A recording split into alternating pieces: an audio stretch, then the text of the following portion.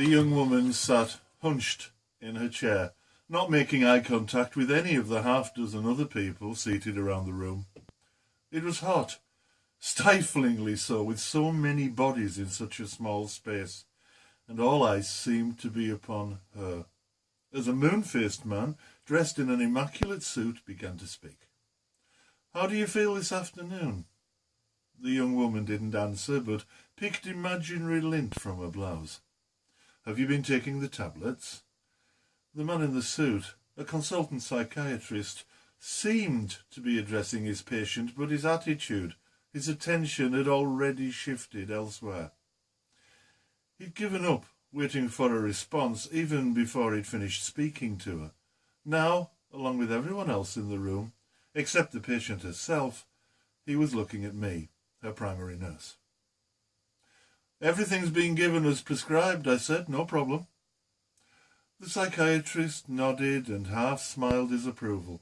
My patient, all but forgotten now, stared at the floor in silence. A few minutes more discussion between various members of the team followed about the relative merits of antidepressants. Then, again, looking directly at me, the psychiatrist asked, "Do you think you're getting any better?" I waited for her to answer, shifting my own gaze toward her in the hope that others would try to include her also. Perhaps this would help her to feel noticed again. Then the psychiatrist spoke again. "Is she improving, Stuart?" There was no response from the patient, so I explained that she had indeed made progress. She was sleeping and eating normally and had begun interacting with other people on the ward too. "No evidence of that here, is there?" the psychiatrist quipped, eliciting tiny, almost imperceptible smiles from one or two of the others in the little room. I explained again that these team meetings were intimidating for her and that her presentation on the ward was far more relaxed. I explained again about the work we'd done on the ward and how she was able to talk about her problems with us, and her depression was lifting every day. I also pointed out that she'd specifically asked that I explain this precisely because she lacks confidence in this setting. It's just that she feels much more on show during the ward round. The young woman raised her head a little and grunted an agreement, albeit rather timidly. "So you can speak," said the psychiatrist.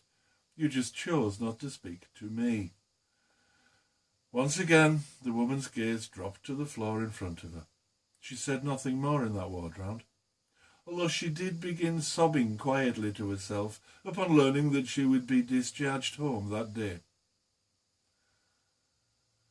As she left the room, it's strange how readily people accept the decisions of psychiatrists and just go.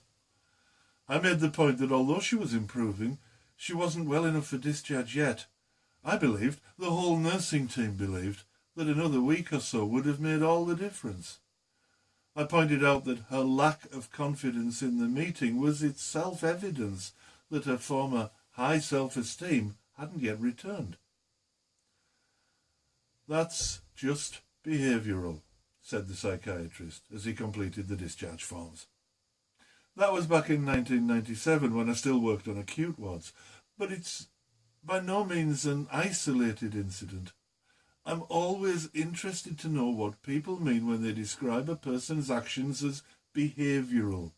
Actually, I'd be interested to know of any action that isn't behavioural. In the health and social care context, including psychiatry, what behavioural usually means is that we feel powerless to change the behaviour or that we're at a loss to understand it. Actually, the two meanings often go hand in hand, as a little understanding does tend to point the way to the solution anyway. There is a third, less pejorative definition, which is that it's not the result of illness, not treatable, and therefore not within the remit of medicine.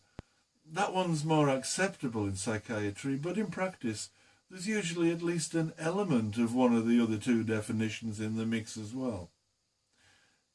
Even in its purest form, that third definition, not the remit of medicine, is no excuse for lack of thought in social care, where Non-medical problems are the very essence of the work. It's not difficult to understand why this young woman was so quiet. It's not difficult to see the solution either.